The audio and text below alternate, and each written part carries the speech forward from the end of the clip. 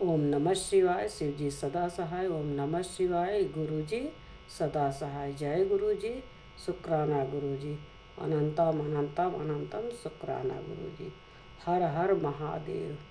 हर हर महादेव। जय भोलेनाथ बाबा की। जय हो भोलेनाथ बाबा की।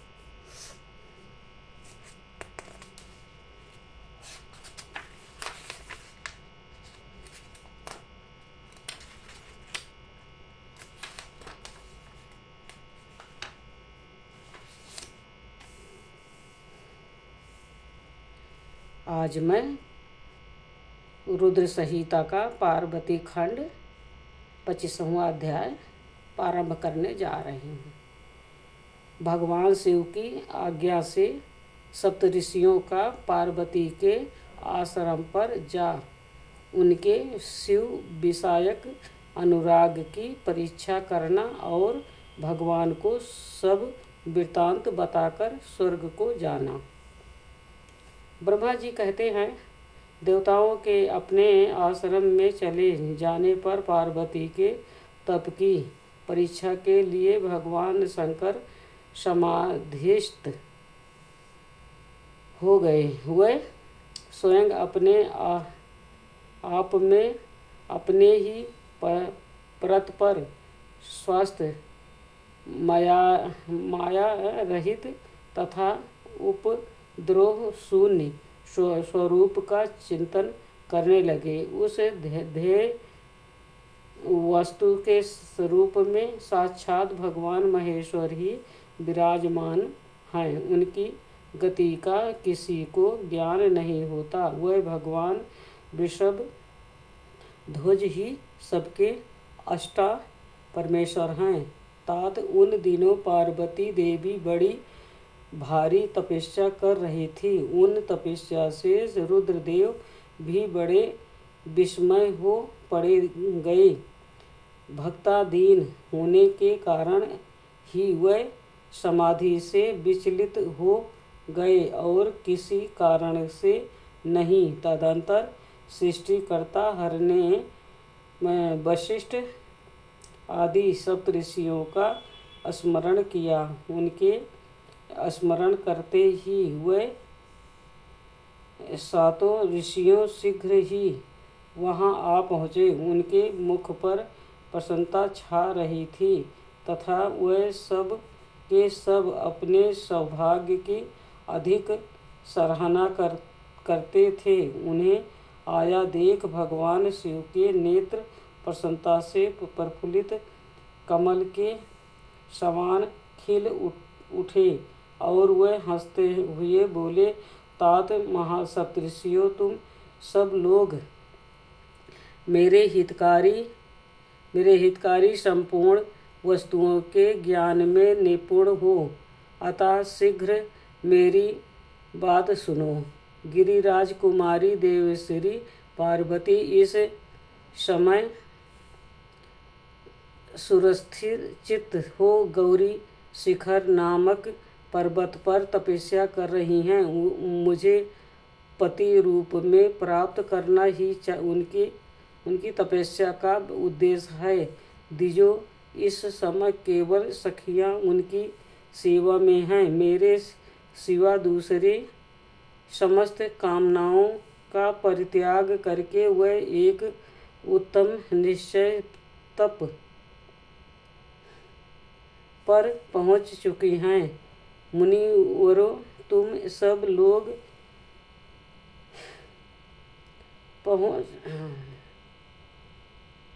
लोग मेरी आज्ञा से वहां जाओ और प्रेम पूर्वक हृदय से उनकी धीरता की परीक्षा करो। वहां तुम्हें सर्वथा छल युक्त बातें कहनी चाहिए। उत्तम व्रतधारी महर्षियों, मेरी आज्ञा से ऐसा करना है, इसलिए तुम्हें संशय नहीं करना चाहिए। भगवान शंकर की ये आज्ञा पाकर वह सातों ऋषियों तुरंत ही उस स्थान पर जा पहुँचे जहाँ दीप्तिमती जगत माता पार्वती विराजमान थी। सप्तऋषियों ने महान शिवा को तपस्या की मूर्ति मति दूसरी सिद्धि के समान देखा। उनका तेज महान था, वह अपने उत्तम तेज से प्रकाशित हो रही थी। उन उत्तम व्रतधारी सप्तऋषियों ने उन्हें मन ही मन प्रणाम किया।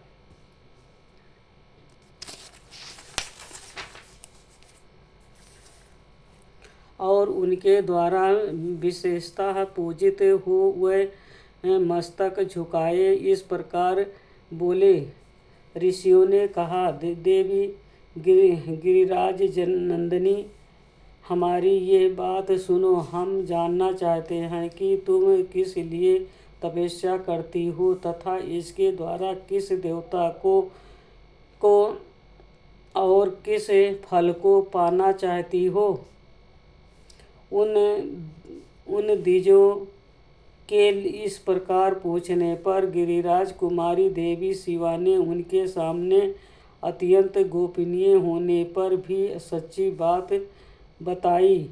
पार्वती बोली, मुनीश्वरों, आप लोग प्रसन्नतापूर्ण हृदय से मेरी बात सुने। मैंने अपनी बुद्धि से जिसका चिंतन किया है अपना वो विचार मैं आपके सामने रखती हूँ।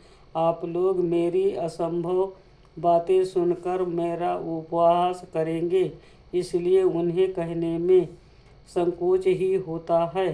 तथापि कहती हूँ, क्या करूँ। मेरा ये मन अत्यंत दृढ़ता पूर्वक एक उत्कृष्ट कर्म के अनुष्ठान में लगा है और ऐसा करने के लिए विवश हो गया।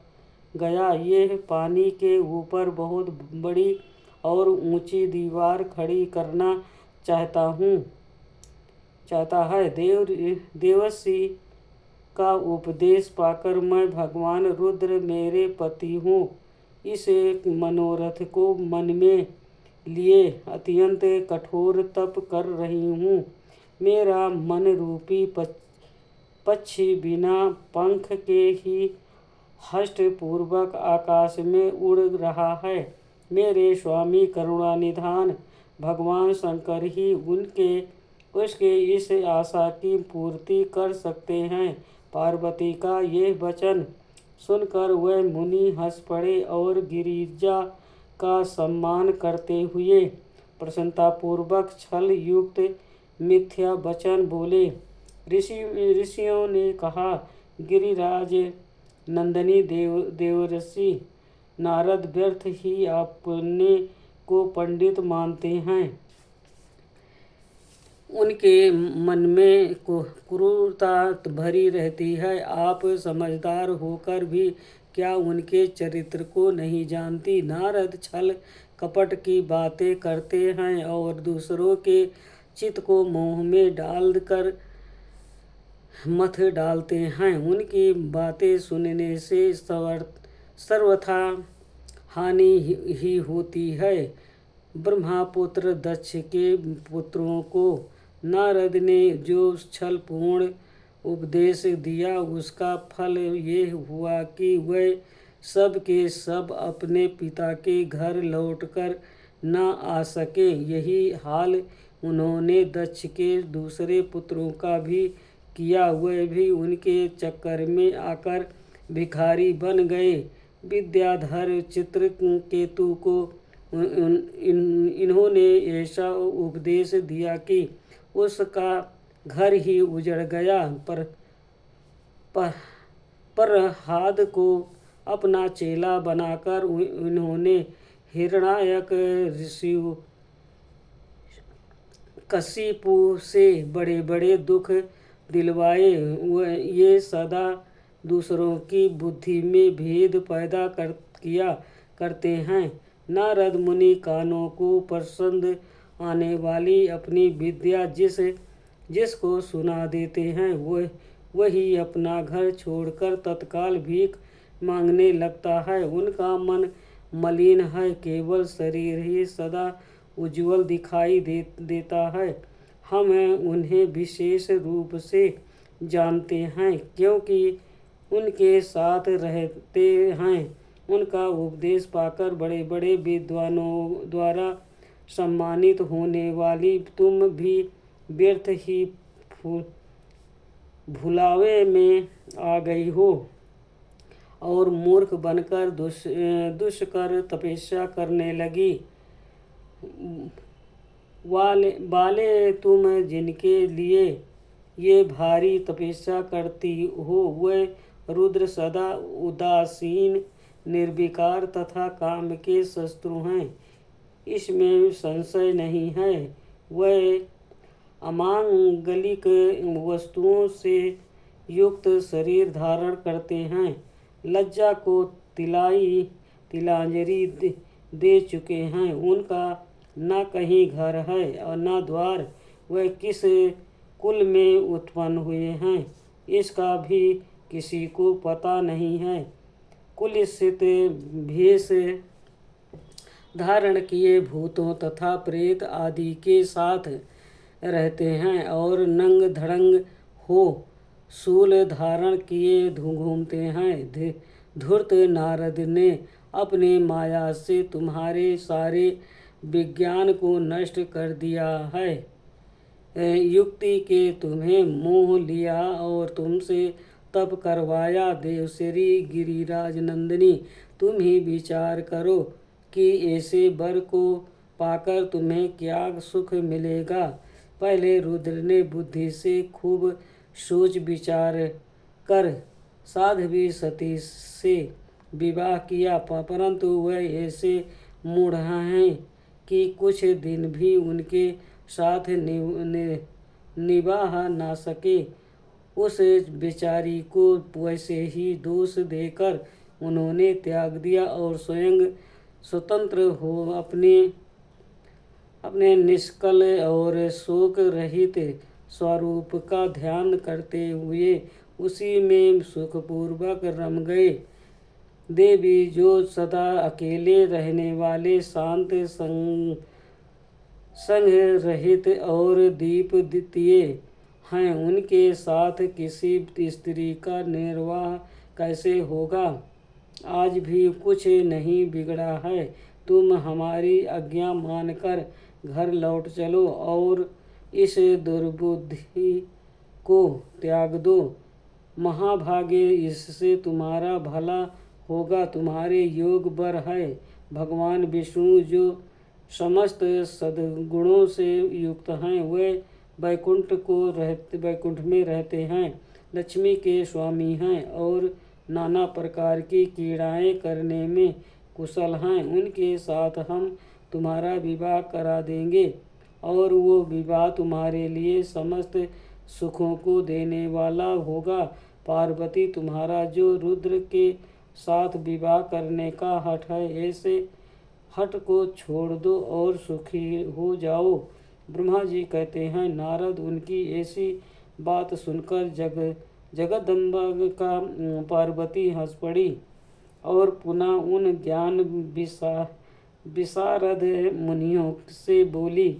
पार्वती ने कहा, मुनीश्वरों, आपने अपनी समझ से ठीक ही कहा है, परंतु द्विजो, मेरा हठ भी छूटने वाला नहीं है।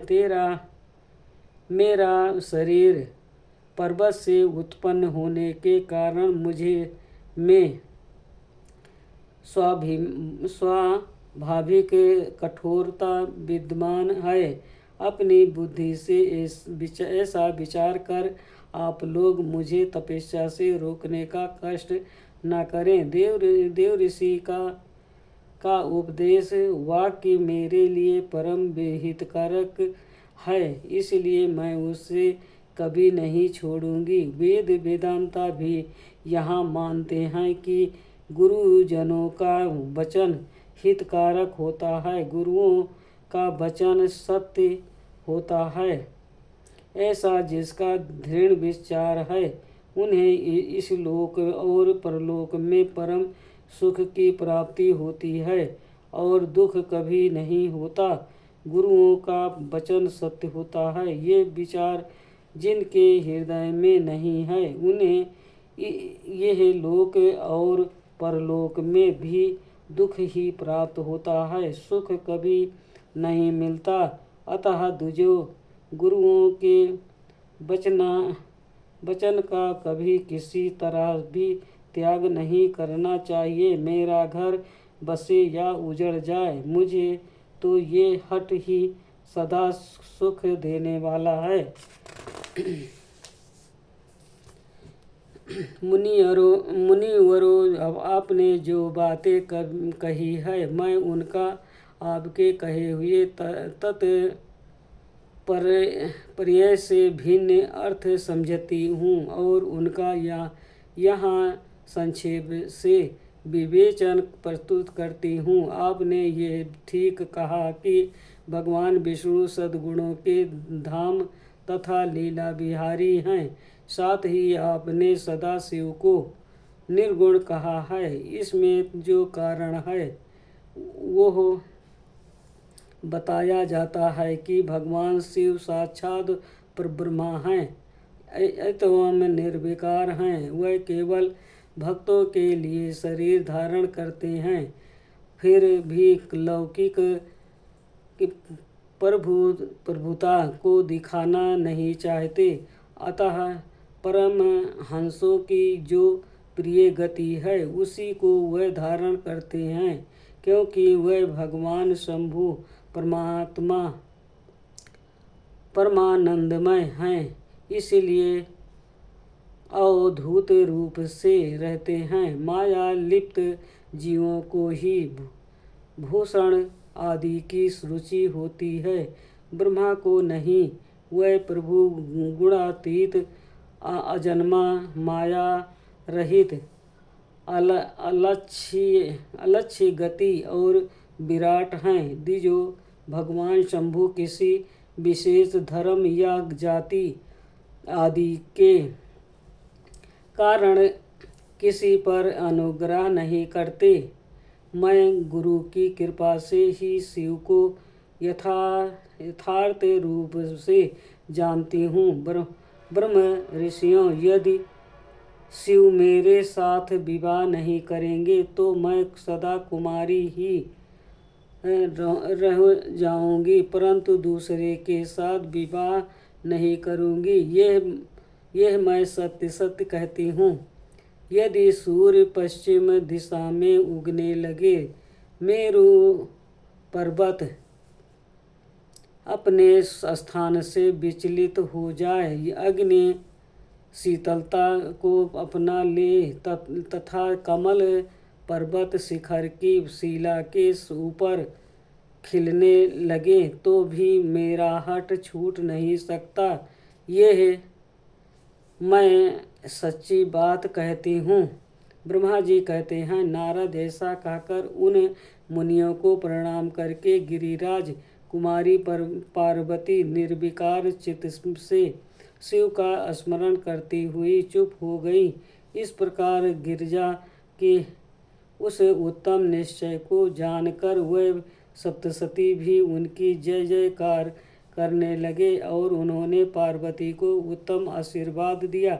मुने गिरिजा देवी की परीक्षा करने वाले वह सातों ऋषि को उनको प्रणाम करके प्रसन्नचित हो शीघ्र ही भगवान शिव के स्थान को चले गए। वहां पहुंचकर शिव को मस्तक नवा उनसे सारा वृत्तांत निवेदन करके उनकी आज्ञा ले वह पुनः सादर स्वर्गलोक को चले गए। आज का 25वां अध्याय संपूर्ण हुआ। ओम नमः शिवाय। शिव जी सदा सहाय। ओम नमः शिवाय। गुरु जी सदा सहाय। जय गुरु जी। शुक्राना गुरु जी।